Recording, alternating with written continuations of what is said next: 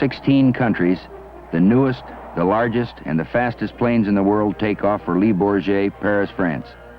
And one, a silver monoplane, flies out of history bound for the same destination, the 1967 Paris Air Show.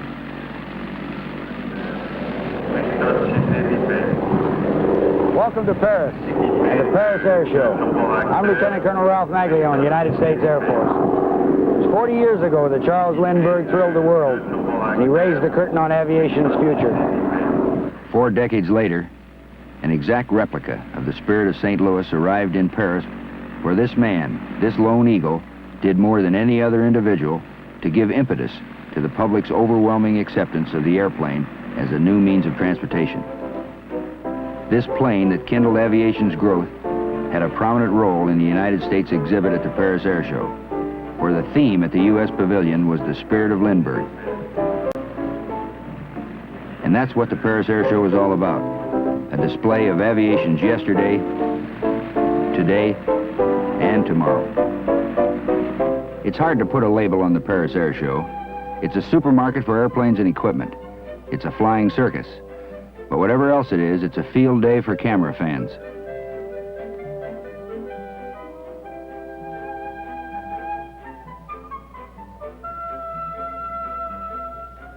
Some airplanes go straight up and down.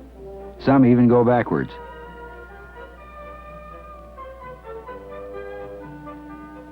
Some are too big to be believed, like the Mini Guppy. And some are small enough to fly around inside the big ones.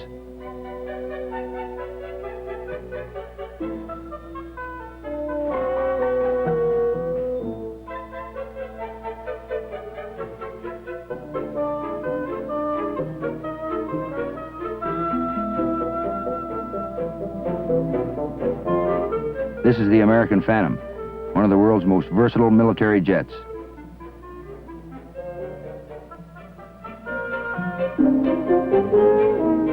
Nowhere else will you find Russian rockets, U.S. transports, and French and British advanced projects vying for the attention of thousands of visitors from practically every nation on Earth.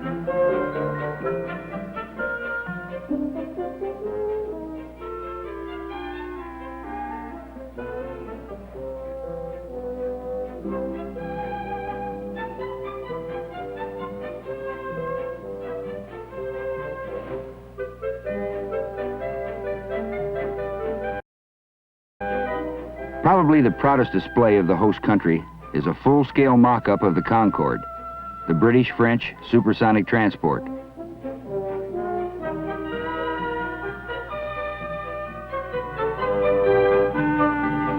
Under the auspices of the United States Department of Commerce, Eastern Airlines exhibited the world's largest jet airliner, the Douglas DC-8 Super 61. Never before seen in Europe, the 61 is capable of carrying more than 250 passengers. It has a normal range of nearly 6,000 miles and a cruising speed of 580 miles per hour. It took Lindbergh 33.5 hours to cross the Atlantic. With this airplane, flight time is about 6. Over, under, around, and behind all of the displays, you'll find kids, interested in absolutely everything. Collectors of all the free literature, wide-eyed as ever. What will their kids be doing 40 years from now?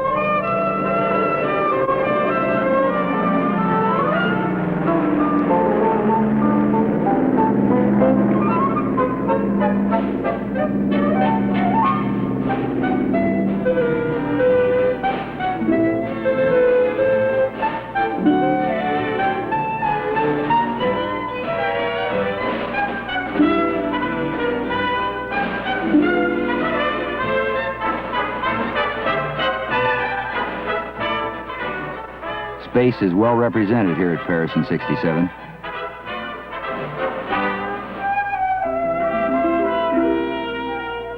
One of the most attention-getting space exhibits was this Russian missile.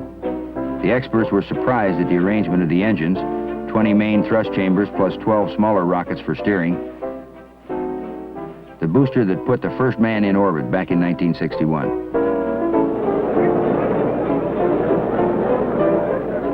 American space efforts were well represented by an actual Apollo spacecraft, which was recovered after a successful test flight. The U.S. exhibit also contained the most advanced space projects seen at Paris.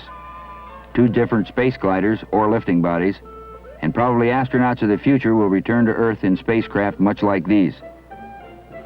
The French Space Pavilion contained many interesting exhibits on future satellite projects planned by both France and by the European Space Organization.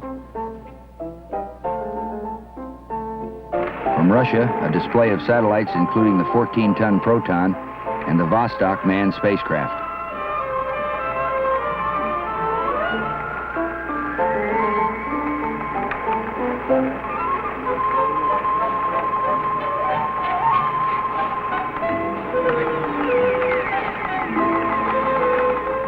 While rockets and satellites make good static displays, unfortunately they can't be demonstrated in an air show. And flying is what the people came to see. So let's see some flying.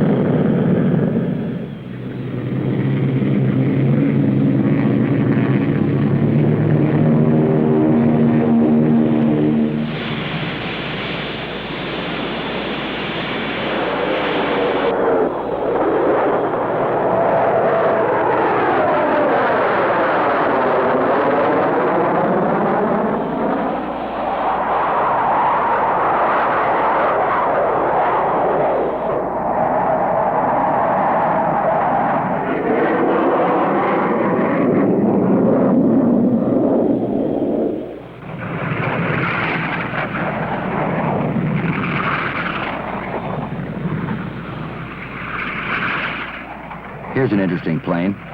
It's a supersonic jet, yet it can stop in midair and hover like a helicopter.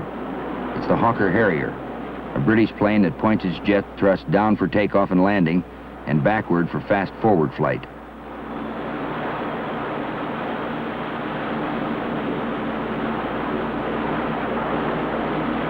An American transport plane that tilts its whole wing up or down to get the same effect. And this is a French fire engine that floats on air. Can you remember when helicopters were just a noisy curiosity? Well, now, many generations of helicopters have produced a family of versatile and reliable vehicles that are now playing a very important role in aviation history. The Jolly Green Giants in Vietnam are just a good example of how helicopters and their crews have earned the respects of all pilots around the world.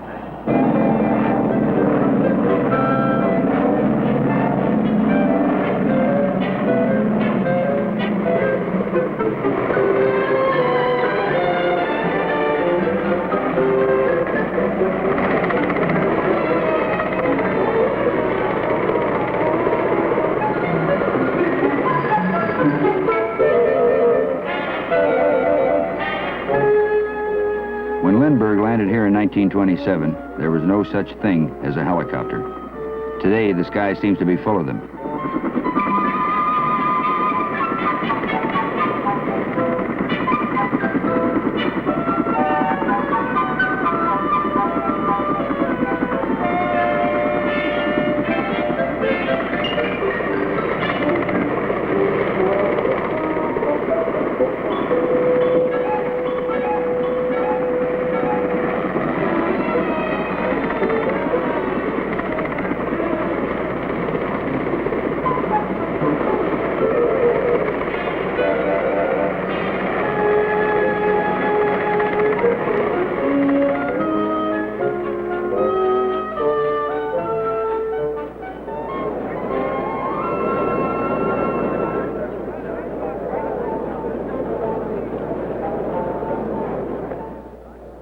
The last day of the air show is for the people of Paris and their friends. They come to Le Bourget to witness the grand finale of Fashions of the Air.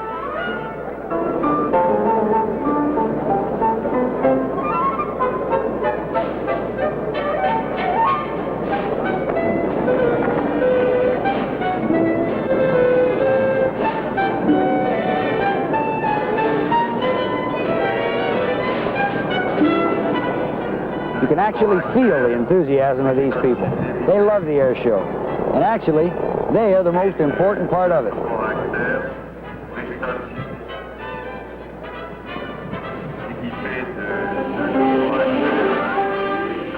The main attraction at the 67 air show are the acrobatic teams. 4 countries are represented, and this is the absolute zenith in precision formation flying.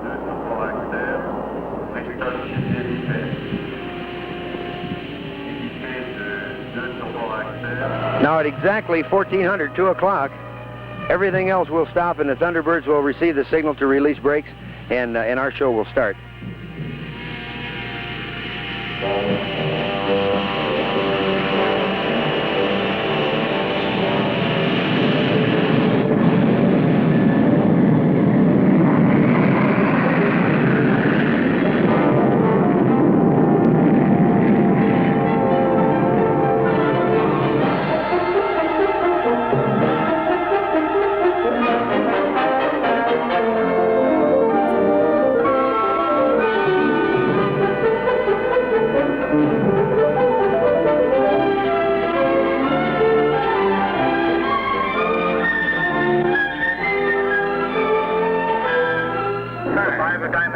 Pulling about 5 Gs apiece.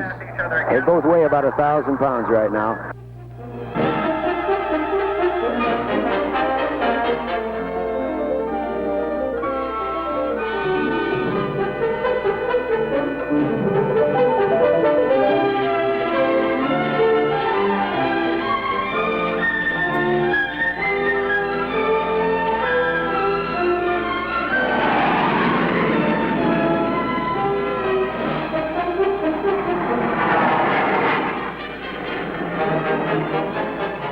From the Italian Air Force, a superb 9-man team flying the Fiat G91s.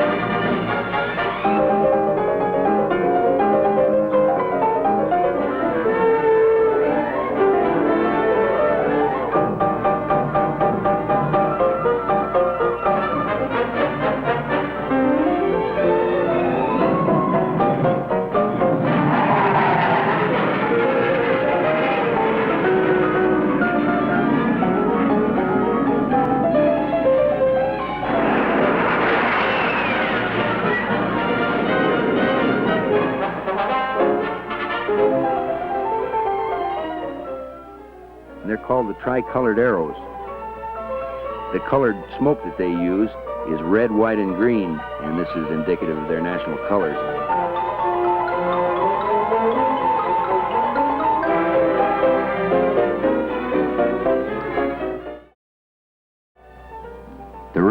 from Great Britain's Royal Air Force, flying the Nat Jet Trainer.